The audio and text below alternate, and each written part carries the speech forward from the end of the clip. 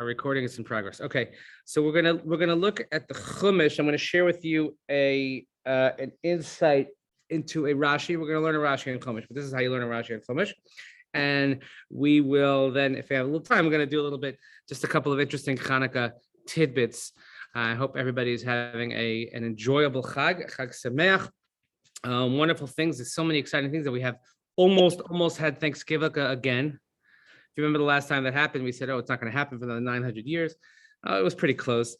So to go from Thanksgiving into Chanukah and then right into Shabbos, Rosh Chodesh Chanukah, which is really super exciting if you like that sort of thing, where you have 3 Sifrei Torah. So that means davening is going to be a little bit longer. It's the longest possible benching of the year that we could have on Shabbos, because we have Ritzei, Al Hanisam, Yalaviyavo, Arachaman. So it's really, really very exciting. I mean, if that sort of thing gets you excited. And let me just see, where did my thing go? And we start saying the Saint Talamater on Saturday night. So it's not that often either that it happens on Chanukah that we start saying the Saint Talamater. So really, really lots of exciting things going on. I'm just waiting for Vivian to. Oh, here she is. Okay, now we could.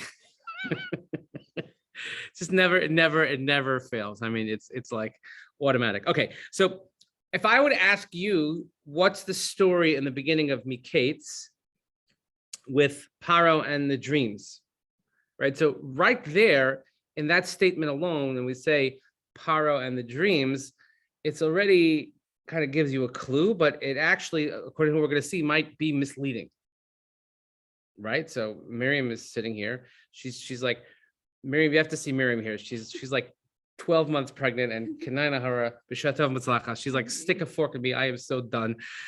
We gave her husband like 16 psichos already today. It didn't work yet. I told you he has to have more kavana. Yeah, so we're very exciting here.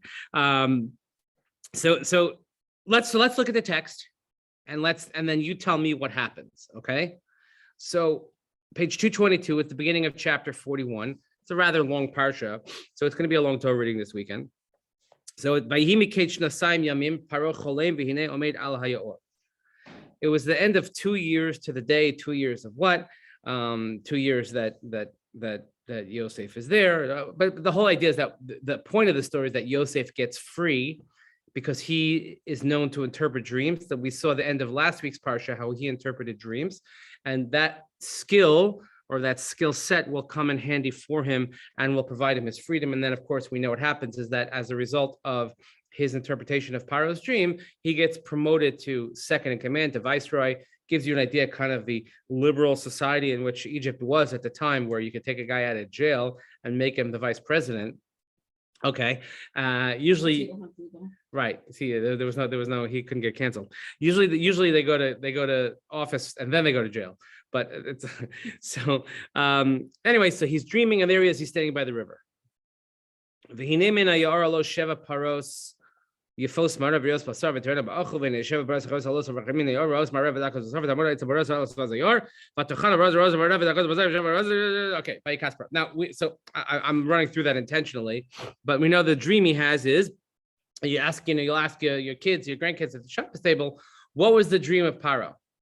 Oh, the dream was, I know you want to sing the song. I know you do. Miriam doesn't know what I'm talking about. Joseph and Technicolor Dreamcoat.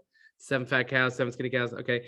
Out of the river emerged 7 cows of beautiful appearance and robust flesh, and they were grazing in the marshland. Then behold, 7 other cows emerged after them out of the river, of ugly appearance and gaunt flesh, and they stood next to the cows on the bank of the river. The cows of the ugly appearance and gaunt flesh ate the 7 cows of the beautiful appearance and robust. And then here's where you want to look at. Already it starts to get to. It says Vayikatz Paro. Right, so what does that mean? Paro woke up. It says, and Paro awoke. Okay. Vayishan, vaychalom shenis. Now it's pretty clear in the psukim. He fell asleep and he dreamt a second time, or a second dream. V'hinei sheva shibalim alos b'kane echad brios v'tovos. V'hinei sheva shibalim dakos u'shtevos kodim tzamchos acharihen. V'tivlana hashibalim hadakos sheva hashibalim b'rios v'malayos. V'yikatz paro v'hinei chalom. And the second dream is 7 ears of grain were sprouting on a single stalk, healthy and good. And behold, 7 ears, very thin, scorched by the east wind, were growing after them. The thin ears swallowed up the 7 healthy full ears. Paro awoke, behold, it had been a dream. So this, I never understood this, by the way, how grain can swallow other grain. I mean, the cows I get, but the other stuff, I don't know. Okay, so if I were to ask you, so what happened here? Paro has a dream, and he dreams that the cows, the skinny cows, swallow the fat cows. He wakes up, he goes back to sleep. He dreams the 7 skinny ones are swallowing the 7 fat ones, and it says V'hinei chalom. So what draws our attention right away is Rashi on this pasuk. If you look at Rashi on pasuk Zion, in the left-hand column of Rashi, if you're in the Stone Chumash on page 222, it's the third line. Third line in the left-hand column of Rashi.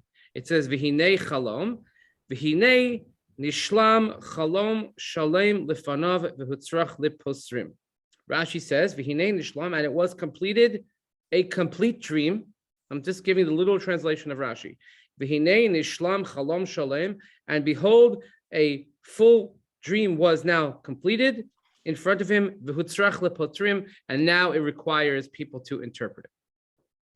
It's a very unusual phrase of Rashi. What does that mean? And behold, he completed a complete dream. One dream. One dream, what do you mean? Rashi says that it was all one dream. It was, he says that? V'nishlam chalom. I mean, if you got that from Rashi, that's amazing, because that's where I'm going. And then you don't need me anymore, and just, you could hit end and have a happy Chanukah, because then I've just been rendered useless. That's amazing, Dolores. If you got that, that's super impressive. No, v'hinei nishlam chalom shalem, one full dream. So if I ask you a question, did Paro have one dream or 2 dreams? From the pshat, from the text, it looks like it was 2 dreams, but Rashi says it was 1 dream. So how do we get that? So that's that you're 100% right. And the question is where does he get that from? Like what's happening here? So a lot of the super commentaries on Rashi address this, the Chidah, and this is from a sefer called the Or Yashar, where he addresses exactly what it is that Rashi is getting at. And what happens is that if you look at the end of Pasuk Daled, he has the first dream, and then it says Vayikatz Paro, he wakes up. Mm-hmm. And then in the second dream, again, I'm using second in air quotes, you can see my air quotes here. The second dream in Pasuk Zion, it says he awakes again, Vayikatz Paro, but it adds another phrase. Vayikatz Paro, V'hinei chalom. So it doesn't say after the first dream, Vayikatz Paro, V'hinei chalom. And what's furthermore is that what happens in Pasuk Ches?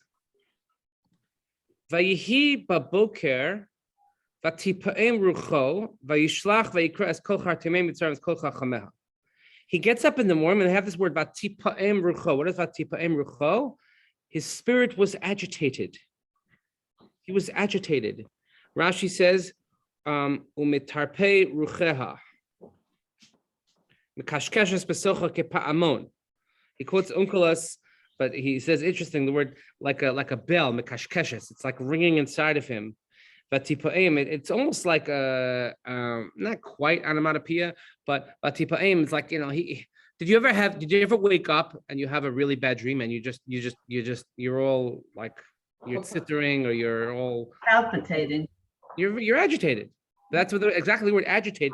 In a washing machine, the part that breaks, the part that makes everything go, is called an agitator. Mixes everything up. So and Rashi says the image like a bell, like the clang of a bell. It's like going back and forth. So if only after the second dream, he wakes up, he's agitated. If it was two dreams, and the dreams are basically the same thing, right? That something unnatural happens, and the weaker, the smaller, the thinner, the more gaunt, however you want to refer to it, overtakes, defies logic, defies nature, overtakes the stronger, more robust figure in the dream. And it doesn't say after the first dream, V'hinei chalom. And it also, if indeed he had woken up, how would he have been able to go back to sleep? If this is such a meaningful or agitate-inducing dream, I don't know what the word is, but whatever, if it's something so bad that's going to cause him to be so disturbed, why does that only happen after the second dream? So what many of the Mefarshim point out, again, these are the super commentaries on Rashi, exactly like Laura said, is that in actuality, Paro had only one dream. Now, I know it's like, it shatters the sixth grader within us, but so in other words, what was his dream? He dreamt that he had a dream, that he woke up, that he went back to sleep, and each episode are just two parts of the same dream. And in his dream, he wakes up and he goes back to sleep. He dreamt that he dreamt. He dreamt that he woke up. He dreamt that he went back to sleep. And then he wakes up. And that's why it says, V'hinei chalom.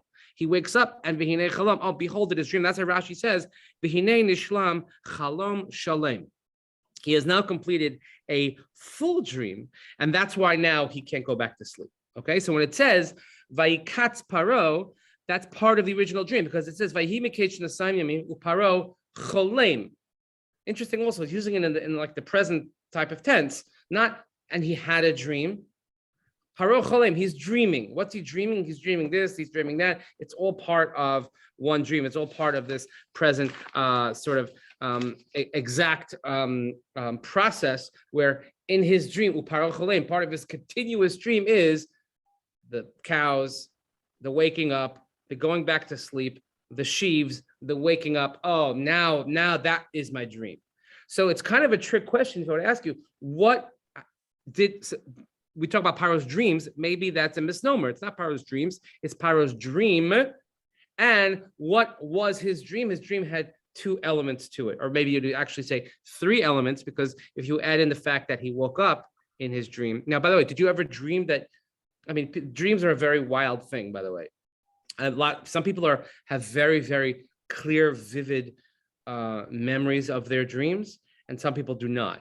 I don't know what makes one have that or not. I'm not a psychologist. I'm not a neurologist. I don't know these things. But I know that there's certain times when you have very, very vivid dreams, and it's so real. And when you wake up, it's jarring. It's very jarring. And the Chachamim say that your dreams last only a few seconds, maybe. I don't know what it is. The Gemara in Brachos, at the almost towards the end of Gemara in Brachos, which we're now, it's almost, today is, December 1st is tomorrow, right? 30 days has November, April, yeah. So tomorrow is December 1st, which means that in 1 month from tomorrow, January 1st, is going to mark 2 years since the beginning of the Daf Yomi cycle, right? So 2 full years of Daf Yomi, which is like, I mean, the Daf Yomi Siyum was held on New Year's Day 2 years ago. And I remember because I was there, it was in Giant Stadium, or whatever they call it, MetLife Stadium. And I started Daf Yomi then. It was a tribute to my friend who had passed away. He was into it. So I'm still there. We're still there. We have in our house, we have what's called competitive Daf Yomi. I don't know if you know this. We have between my wife and my oldest daughter and I, we have competitive Daf Yomi. What are you up to? What are you up to? What are you up to? Baruch Hashem, we're all still in it. 2 out of 7.5. So this is the easy part. When you get through Moed, and then we'll talk. Anyway, but the reason I mention this is because the brachas is very easy to start on. Lots of cool stuff there. But in the Gemara Nun Hey Amid Beis, the Gemara there discusses, and much has been written about it, about the efficacy of one's dreams, and what do they mean, and what should you do. There is a halacha. You'll find it in a lot of Sidurim, that if someone has a dream that is so disturbing, then you have to fast. It's called a Tainas Chalom. You have to have a fast day to kind of purge it from your system. And people come and they say stuff to you, or you do stuff. And by the way, if you have a bad dream, you're not supposed to say it out loud. And people get very, heebie-jeebie-ish about dreams, understandably. So the Gemara says, I'll just read you one passage from the Gemara. The Gemara likens dreams. Rabbi Yochanan says that dreams to sort of a form of prophecy. But how do you know it's going to come true? So Rabbi Yochanan says, Gimel chalomos b'skayimim. There are 3 types of dreams that we know will come true. Chalom shel shachris, chalom shechalom lo chavero, v'chalom sheniftar betoch chalom. So the third thing that Rabbi Yochanan lists is if you have a dream within a dream. If you dream of a dream, then that is something that has to become true, which explains why when Paro wakes up and he says, oh my God, I had a dream about a dream, it's just, after a while you get confused, right? You start thinking like I'm Jean Valjean or something. Saying that to get that song out of your head. And he's so troubled because he realizes that something real has to happen. In other words, and that's why Rashi says, the hutzrach lapotrim. He needed interpreters. He needed an interpretation because he realizes there's something to this. Because the fact, it's not just a dream, but I dreamt that I dreamt. And in my dream, I woke up. Again, it's very confusing, but it's all one dream. That's what we say. Now, based on that, is now Paro has to find interpretations. And if he's going to find interpretations, he has to find one that sits with him. Now, the Rashi tells us, right? Why he has all, it says in the pasuk, he has all his chartumim, he has his experts, he has his necromancers. This is also kind of a preview of what's going to happen later on with Paro. Later on in Shemos, when also he has the necromancers with the plagues and his wizards and this and that. And we know that they give him interpretations, and for some reason he doesn't like it. And for some reason he likes what Yosef says. Why? So we know, so there's a famous Rashi here. Rashi says, it's the bottom of the page on 222, the very bottom Rashi. They can't interpret them. It says, Postin hayosam avalola Paro. It says they interpreted it, but not really to Paro or really to his liking. For their voice or their voices did not enter into his ears, and it didn't. He didn't feel comfortable with their explanation. Now, it's hard to know what that means. It's hard to know, say, like, what, I mean, we're talking about dream interpretation then. Who's to say if you know what you like or don't like, why can't you interpret it yourself? And if you can't interpret it yourself, then how do you know what they're saying is right or wrong? What's really happening here? So it's very, very difficult Rashi to understand. And Rashi even gives examples. Sha'ayu omrim sheva banos atamolid. They were saying to him, oh, what's the 7 and 7? You're going to have 7 daughters, and turn the page. Sheva banos atakover. And you're going to bury 7 of them. So maybe, I mean, I can understand why somebody wouldn't like that interpretation. Who wants to hear that? But if it's the truth, it's the truth. So what is it about it that didn't sit well with him?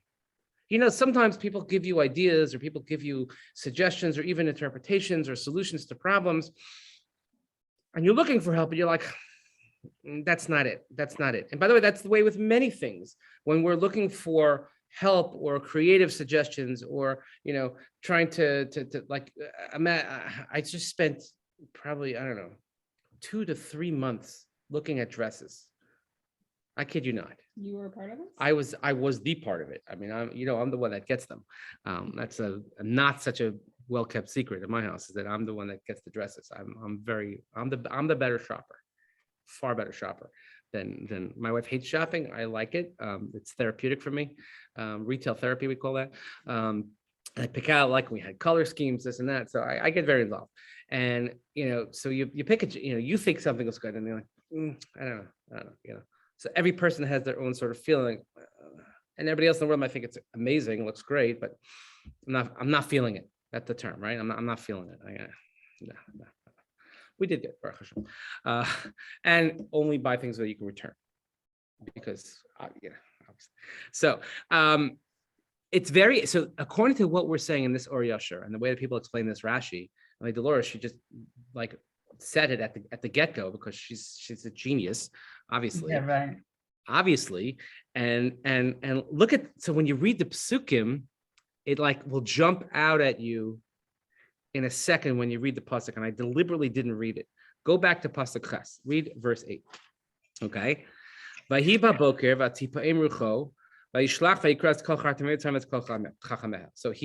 agitated in the morning. He wants interpretation of this because this is obviously something real. So he calls his pros, his experts. And what's he looking for? He's not so much looking the first indication whether something to him is going to be a valuable explanation or not is going to be whether they realize he had one dream or two dreams. So look what they say. And he even gives them like a hook. Vayisaper paro lahem es chalomo. He relates, again, translate the word literally, chalomo, his dreams. No, chalamo, his dreams, singular. Ve'ein poser osam lefaro. However, they took the multiple approach. Ein poser, why? Because they said osam lefaro. They read it as two dreams. They all said, and the fact that it was, and Rashi explains later, the fact that they kept saying it over and over is the fact that the dream was repeated, or they interpreted it as a repeated dream. Must be for emphasis. Okay. He doesn't like that. So then all of a sudden we're introduced to Yosef. The psukim continue. Pasuk tes. The Sarah Mashkim says, by the way, I have to confess my sins. You were mad and you put me in prison. We turned the page and I had a dream there. And there was a guy that interpreted to me. And there was this Nar Ivri, and we told him and he interpreted and he was really good at interpreting dreams. He was like, I got a guy, I know the guy who's going to help you. And when I did so, and it goes through the whole episode, they get Yosef and they bring him to Paro. Again, look at pasuk tes vav. Vayomer Paro el Yosef, chalom chalamti ufoser ein oso. Again, he says, I dreamt a dream. I dreamed a dream. I dreamed a dreamt. I dreamt a dream, and no one can interpret oso it, singular. And I heard that you know how. And he says Yosef is also always humble. He's always talking about God. This is an important notion about Yosef, that everything that happens with him, he always mentions God's name. And he's not afraid in front of Paro to say that. And he says, nah, really, it's God. And then he tells him. Now he relates the dream. Look how he relates the dream. And also, he gives Yosef a bit of a hook to see if he goes for the bait. Vaydaber Paro el Yosef Yud Zayin. He speaks to Yosef. B'chalami hinenei omed al svas hayor. In my dream, I am standing by the shore, and then of course from the Or comes Sheva Paros. Here comes the fat cows, and then they're dwelling there. And then 19, here come the skinny cows. Now, by the way, the fact that he adds certain details, that's not germane to our conversation right now, but it is important to pay attention of how the actual telling of the dream in the text versus how he relates his own dream, which is not unusual. When we tell over stories, we tell them over the way that we remember them, the way that we have encoded it into our memory.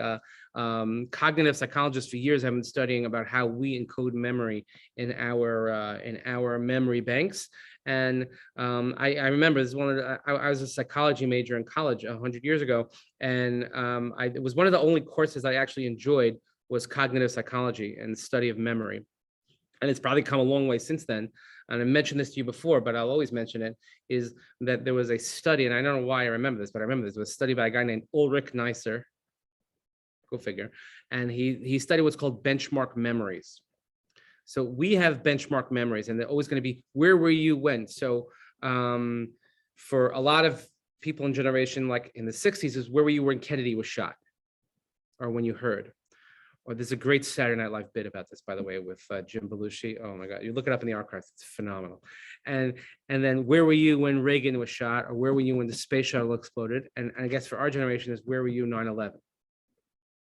And so after the space shuttle exploded, again, this is in Miriam is here; she wasn't born yet, right? You weren't born yet, no. In the mid 80s, I remember it was during winter vacation, and he was a professor in University of Miami or in a school down in Florida. And he got 500 students the next day to record where they were. 5 years later, he came back to them and he asked them the same question. And remarkably, something like 50 to 60% of them changed their answers from what they had recorded. And his theory was that you embed into your permanent memory these benchmark memories, and you do it sort of according to the way you are and the way over time it can change. It's fascinating. And I remember because we're singing like, oh yeah, I remember we were talking in class. Where were you when the space shuttle exploded? Because in college there were people who were alive then. And I remember saying, I said it was a Friday. And I remember it was the middle of Archie Bunker. It was about 11:50 a.m. and the episode cut off. And then somebody's like, no, it was a Tuesday. And then what happened is that I realized it was during winter vacation, but I always had off in school on Fridays. I went to MTA. MTA didn't have school on Fridays. So I was home. What did I do on a Friday? I watched Archie Bunker. And the fact that I was home watching indicated to me it was a Friday, but what I didn't take into account that it was late January during Yeshiva week, right? And I did not fulfill the mitzvah say d'oraisa to go to Florida, and I was home, so I assumed it was a Friday in my mind, and that's how I embedded it in my memory incorrectly. So when we tell over stories, sometimes we will emphasize certain details, or not emphasize certain details, or even change certain details, which is why the whole notion of memory and recall is very, very tricky. Anyway, Paro adds details. He says, "Oh, we never saw anything like this in Egypt. That was not, in the original account." Anyway, they eat them, and they didn't know. And then look at the pasuk Chaf Aleph. Vatavona el kirbena v'lo nada kivo el kirbena mar'ehen rak hashar betchila va'ikatz. He says it was not apparent that they had come inside. Then the appearance remained as inferior as the first. The skinny cows didn't get any fatter by eating the fat cows. Va'ikatz, and I woke. Va'ireh b'chalami. Then he continues, and then I saw in my dream. Now, he doesn't say va'ikatz v'hinei chalom. He just says, and I awoke. Then I saw in my dream, and now he goes into the stalks. And the stalks settled, right? So when he says the word va'ikatz, you could mean, and I woke, and I went back to sleep and had another dream, or in my dream, I awoke.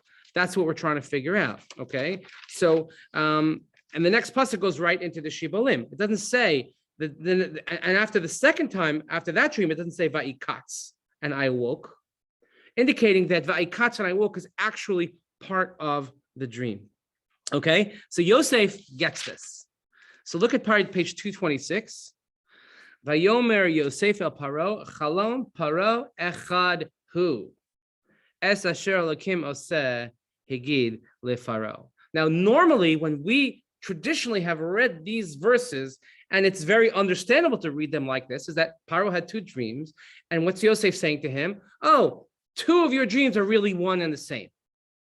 The two dreams are the same, and he says, and the fact that it's repeated, is for emphasis. And this is later on in the puzzle, Al Hishanos. But if we read it according to what Rashi's telling us, and according to our resident Talmidah Chachma, Dolores, what she tells us is, yes, take the praise, you deserve it. Let's say Baruch Shekivanti. That what happens is Rashi, Yosef tells Paro, no. Oh, he's telling me exactly what he wants to hear. Chalom echadhu. You had only one dream. Now Paro's like, okay, this is the guy I can get into. This guy already, what my chartumim did not understand, which is the line that immediately precedes it. He says, "V'omar el hachartumim ve'ein magidli," and I spoke to them. Ein magidli. Ein magidli doesn't means they didn't tell me. Here it says they didn't explain it to me. But ein magidli means they couldn't even get into ground level because they're all saying it's two dreams. The fact, and Yosef says, "No, I understand." He says, "What's the problem?" Chalom paro echadhu. It's really one dream. If you have just one dream, Paro, now, and because of that, the urgency, and then of course, Yosef goes ahead with his interpretation and a little bit of chutzpah, where he says, oh, by the way, and you need to appoint someone, and it needs to be me. This is always every anybody who's ever been involved in a communal organizational work, they love to quote this to say, you want something done, he's like, appoint somebody, don't get a committee. Right, because committees will never get it done, which that's a way to do things. Okay, now this is also, I always found this, there's a lot of foreshadowing here. Now, foreshadowing meaning in the terms of Masa Avos Siman Labanim, that what happens in Bereshis is a pre-enactment of what happens for the Jewish people, particularly in Mitzrayim. And it says that they took him out, and Vayiritzuhu min abor, Vayiritzuhu, they took him out of the pit, the Ritzuhu from the word rutz, which means they did so very, very quickly. And this is a foreshadow of that when the Jewish people are going to be in slavery or they're going to be in shibud, that's how quickly it happens. Vayiritzuhu min habor, they take them out of despair, out of the pit, out of slavery, and it happens rather quickly because we know how long did it take for them to get out of Egypt? It's like they were told, okay, by the way, we're leaving tomorrow. Oh, we don't have time to pack, and the matzahs, they can't bake. Blah, blah, blah, blah. It's not like they had a weeks to plan. They had hours at best, it seems, to plan, not even a day, certainly not days. So vayiritzuhu min habor. And here also is found that when the fact that Yosef comes to the rescue, and he also gives a suggestion, which he wasn't asked for, by the way. He was asked for an interpretation. He wasn't asked, okay, now what? That's a little bit of chutzpah on his part. This always reminds me as a sort of the precursor of when Miriam and she follows Moshe down the river and then counted the daughter of Paro, and Miriam's like, oh yeah, by the way, I'll get you a nurse. And she arranges to have Moshe's birth mother nurse him for his new adopted mother, like that. So it's kind of like this kind of foreshadowing. So anyway, what I wanted to start with is just a simple pshat, simple understanding of the psukim. And if you ask somebody what happens in the beginning of the parsha, everybody's going to say to you, Paro had two dreams, and the dreams of the cows, and indeed what you're saying is, and again, all we're doing is learning Rashi. All we're doing is Rashi says, and when you go back and read Rashi, Rashi says very simply, V'hinei chalom. Now the full dream is complete, meaning the full one singular dream is now complete with these two components. And you might even say a third component, as we mentioned, the component of his waking up and going back to sleep is all part of his dream. And therefore, hutzrach laposrim, because the Gemara says that if you have a dream within a dream, that's something that's going to come true. Now he sees that. Okay, now we have to do something about it. Okay, that's the Mikeitz part. I want to just do a couple of interesting tidbits on Chanukah to give us a bit of a segue. Chanukah almost always falls out during this parsha.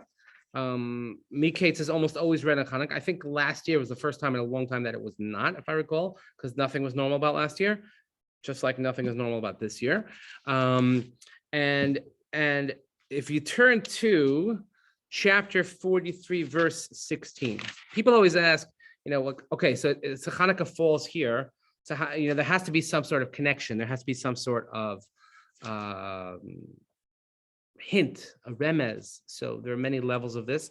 So the traditional answer is, he has a dream about the 7 skinny ones, and also, the Maccabees were skinny and they were few in number and they overcame the fat cows, the Greeks, That's a bit of a stretch. I mean, it's, first of all, if it was really good, there would be 8 cows swallowing eight sheaves, whatever. Okay. But here's interesting. Again, do with this what you want, but I'm just, it's kind of a cutesy bootsy thing. So if you look at, it's on page 242.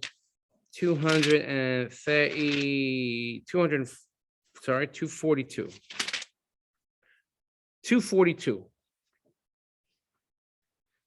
Again, full disclaimer. You can love this, you cannot love this. I'm just telling you what people say. Beginning of the 6th aliyah, 16th verse, Pasuk Tezayin. Vayar Yosef itam es binyamin vayomer la'asher al beiso haveyas anashim habaysa utuvach tevach v'hachen ki iti yochlan Hashem b'tzaharayin. Yosef, this is when they finally bring Binyamin down after the back and forth and this and that. This is before he's going to have him, planted the cup on him, etc. So he saw Binyamin with them. He said to the one in charge of the house, bring the men into the house, have meat slaughtered and prepare it, for with me will these men dine at noon. And by the way, they go sit around the table and he seats them all in order of their age and he knows things about them. Okay. So it says, seat them down, utvoach tevach v'hachein. So there's two things here. If you look at the words, so look at it again, it's on the 5th line.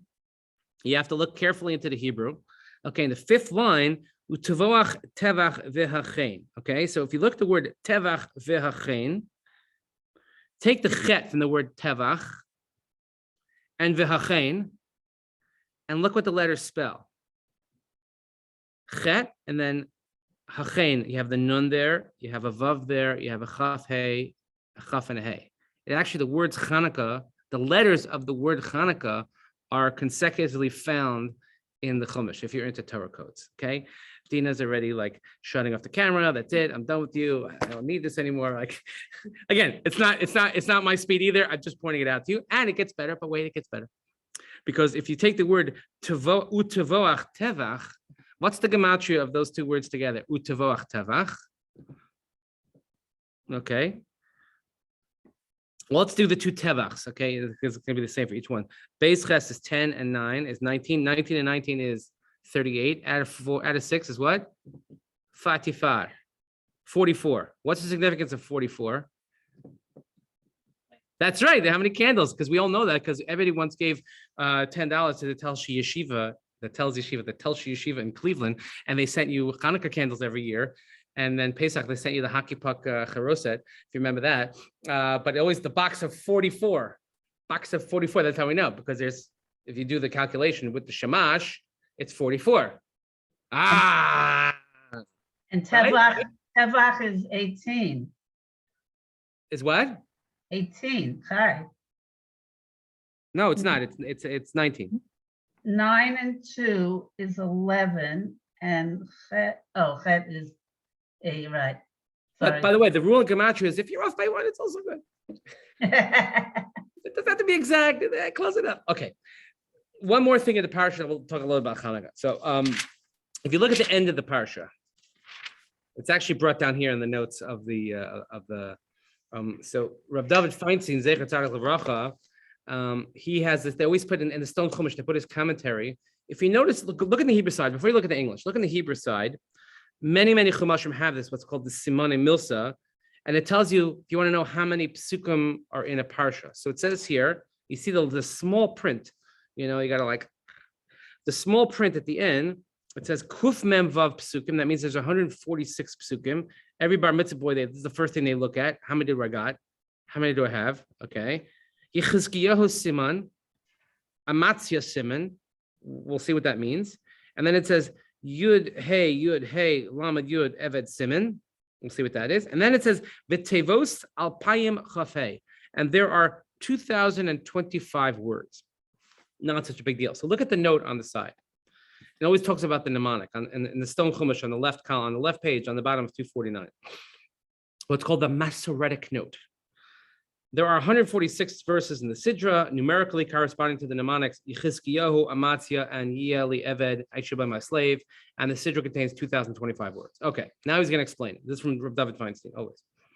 The names Yechizkiyahu and Amatzia are the same as the mnemonics used for the Sidra Bereshis, implying that the two portions have common themes. Bereshis, the portion of creation, proclaims God's all-powerful majesty as creator of the universe. Only he sustains it and determines its course, whatever pretensions man may have to the contrary. In Mikeitz, we find Paro considering himself a god in Egypt, worshiping the Nile as its deity. Through the devices and abundance of famine, God displayed beyond doubt that only his is the power. Paro and his people were forced to acknowledge that they were subservient to Joseph. Okay, fine, great. This is what happens on every parsha, by the way. But this is the only parsha in which it tells you how many words. No other parsha in this Masoretic note at the end, it tells you how many psukim. It never tells you how many words. Mikeitz is the only one. Look what it says. Only in this Sidra is a mnemonic provided for the number of words. In this case, 2025. It'll be really cool in a couple of years when we have this, right? This alludes to Chanukah, which usually falls in the week of Sidra of Mikeitz. On Chanukah, we light Ner for each of the 8 nights. The numerical value of Ner is 250. Accordingly, the 8 lights of Chanukah give a total of 2,000. Chanukah begins on the 25th of Kislev. Thus, 2025 is an allusion to the lights and the date of Chanukah. Now, by the way, that's not Rav, that's Torah Tamima, Baruch Levi Epstein. Okay, now. One more Chumash note, and this is something that's I've always found to be rather, I don't know what to do with it, but it's pretty cool. What does Chanukah mean? If I ask you, right, Miriam is here talking, she probably has more jelly donuts for NTSY kids and she knows what to do with. She sees one more donut, she's gonna, what you say, kids, what is Chanukah? What does Chanukah mean? Inauguration. Is it like Coronation Day? Today's Coronation Day. Elsa, Hannah. Inauguration? What inauguration of what? Like reinaugurating. Reinaugurating what? The Beis HaMikdash, because we know the story. And they went and they were fighting and they couldn't have the oil. Okay, great. Which makes sense because first of all, where is the Torah reading that we read on Chanukah is from where? Is from Parshas Naso, the dedication of the Mishkan. And each day we read one of the offerings that was brought by the prince of each tribe. And that's what Zos Chanukah HaMizbeach. This is the dedication of the Mizbeach, but really the Mishkan.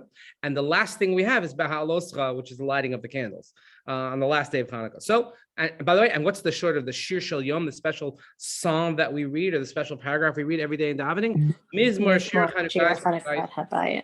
Right. Chanukah Zabayis. Well, that makes sense. Chanukah Zabayis. Chanukah Zabayis is a dedication, inauguration. When a person moves into a new home, they have a Chanukah Rabayit. We have a new building. We have a Chanukah Rabayit. It's also very much related to the word chinuch, which is education, the way we inaugurate our children into Jewish tradition, et cetera, et cetera. There's another sort of cutesy-bootsy way of knowing what Chanukah is. It's a contraction of two words, which is Chanu Chafhei. That on the 25th day, that's when the battle ended, and Chanu, which means they rested, Chafhei, on the 25th, that's Chanukah, the meaning of Chanukah. Okay. Now, it happens to be that there's no Torah reading for that because we don't have, it's not a biblical story. It happened during the temple period, and okay. But we say Hallel every day, and we could say a bracha, fine. There's something that's really interesting that was pointed out by the Acharonim. And look, go to page 918. Let's go to Parshas Maseh. Yeah, Vivian, we're waiting for you. Let's go. Come on.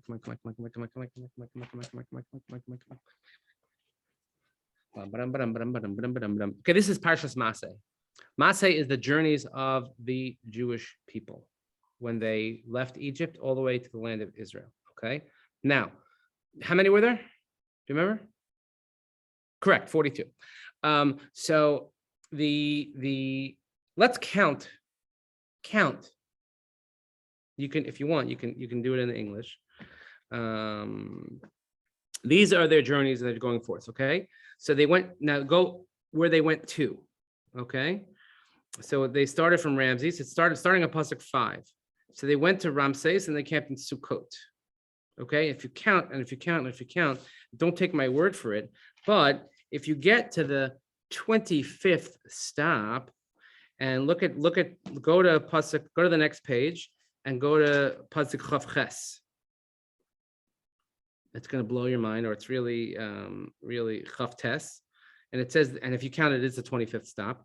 Vayisumi Miska, they went from a place called Miska. Vayachanu B'Chashmona.